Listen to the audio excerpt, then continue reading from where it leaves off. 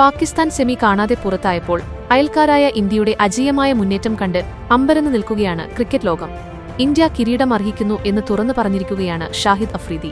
Playing 11 മാത്രമല്ല, bench പോലും പുലികളാണെന്ന് അഫ്രീദി സാക്ഷ്യപ്പെടുത്തുന്നു. സഞ്ജു സാംസണിന്റെ മിന്നും പ്രകടനത്തെക്കുറിച്ച് അഫ്രീദി പങ്കുവച്ച ആവേശകരമായ വാക്കുകളിലേക്ക്. നമസ്കാരം, ഫാസ്റ്റ് ക്രിക്കറ്റ് വാർത്തയുടെ പുതിയ വീഡിയോയിലേക്ക് എല്ലാവർക്കും സ്വാഗതം.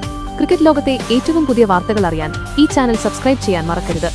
മറ്റൊരു ലോകകപ്പ് ആരവം കൂടി അവസാനിച്ചിരിക്കുകയാണ്.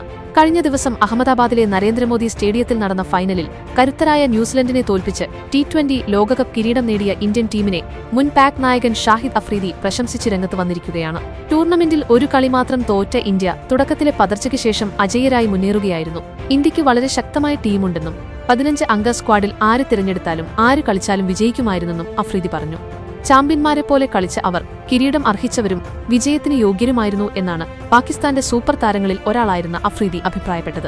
തന്റെ എക്സ് അക്കൗണ്ടിലെ വീഡിയോയിലൂടെയാണ് അദ്ദേഹം ഇക്കാര്യം പറഞ്ഞത്. ലോകകപ്പ് അവസാനിച്ചു, ഇന്ത്യ കിരീടം അർഹിച്ചു എന്ന് ഞാൻ കരുതുന്നു.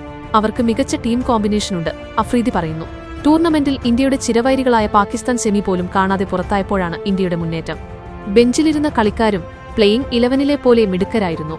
അതുകൊണ്ടാണ് നിങ്ങളുടെ ബെഞ്ച് ശക്തമായിരിക്കണം എന്ന് ഞാൻ പറയുന്നത്. ഇന്ത്യയുടെ ബെഞ്ച് വളരെ ശക്തമായിരുന്നു. അവർക്ക് ആരെയും തെരഞ്ഞെടുത്ത് playing 11 ഉൾപ്പെടുത്താമായിരുന്നു.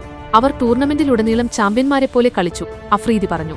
Player of the series പുരസ്കാരം നേടിയ സഞ്ജു സാംസന്റെ പ്രകടനത്തെ അഫ്രീദി പുകഴ്ത്തി. വെസ്റ്റ് ഇൻഡീസ്, ഇംഗ്ലണ്ട്, ന്യൂസിലൻഡ് എന്നിവർക്കെതിരെ സഞ്ജു സാംസൺ 3 മാച്ച് വിന്നിംഗ് ഇന്നിംഗ്സുകൾ കളിച്ചിരുന്നു. കൂടാതെ ഇന്ത്യയുടെ രണ്ടാമത്തെ ഉയർന്ന റൺ സ്കോററായ ഇഷാൻ കിഷനെയും എക്കാലത്തെയും വിശ്വസനീയനായ ജസ്പ്രീത് ബുംറയെയും അദ്ദേഹം അഭിനന്ദിച്ചു. സഞ്ജു സാംസൺ മികച്ച പ്രകടനമാണ് നടത്തിയത്. ലഭിച്ച അവസരം അദ്ദേഹം വിവേകപൂർണമായ ഷോട്ടുകളിലൂടെയും ഇന്നിംഗ്സ് കെട്ടിപ്പടുക്കാനുള്ള കഴിവും കൊണ്ട് മുതലാക്കി.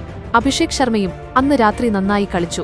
പാകിസ്ഥാനെതിരെ കളിച്ചതുപോലെ ഇഷാൻ കിഷനും മികച്ച പ്രകടനം കാഴ്ചവെച്ചു. ജസ്പ്രീത് ബുംറ അവരുടെ ബൌളിംഗിന്റെ നട്ടെല്ലായിരുന്നു. മികച്ച പ്രകടനങ്ങളിലൂടെ ദീർഘകാലമായി ഇന്ത്യയെ തോളിലേറ്റിയ ബുംറ പുതിയ പന്തായാലും പഴയ പന്തായാലും സ്ലോ ബോളോ യോർക്കറോ ആയാലും എന്റെ അഭിപ്രായത്തിൽ ഏറ്റവും മികച്ച ബൌളർമാരിൽ ഒരാളാണ് ബുംറ. അതേസമയം ഇന്ത്യയുടെ കിരീട നേട്ടത്തിനൊപ്പം പാക് ടീമിന് നാനാഭാഗത്തു നിന്നും വിമർശനവും ശക്തമായി ഉയരുകയാണ്. സെമിയിൽ പോലും കടക്കാത്ത അവരുടെ മോശം പ്രകടനത്തെ പല മുൻ താരങ്ങളും വിമർശിച്ചിരുന്നു. ഇന്ത്യ കിരീടം നേടുക കൂടി ചെയ്തതോടെ അത് ശക്തമാവുകയാണ്. അതിനിടയിലാണ് അഫ്രീദിയുടെ അഭിപ്രായ പ്രകടനം. ഇന്ത്യൻ ക്രിക്കറ്റിന്റെ ഈ സുവർണ കാലഘട്ടത്തെക്കുറിച്ച് നിങ്ങൾക്ക് എന്താണ് പറയാനുള്ളത്? സഞ്ജുവിന്റെ പ്രകടനത്തെ നിങ്ങൾ എങ്ങനെ വിലയിരുത്തുന്നു? നിങ്ങളുടെ അഭിപ്രായങ്ങൾ താഴെ കമന്റ് ചെയ്യൂ. ക്രിക്കറ്റ് ലോകത്തെ ഏറ്റവും പുതിയ വിശേഷങ്ങൾ വേഗത്തിലറിയാൻ ഈ ചാനൽ ഇപ്പോൾ തന്നെ സബ്സ്ക്രൈബ് ചെയ്യുക. അടുത്ത വീഡിയോയുമായി വീണ്ടും കാണാം.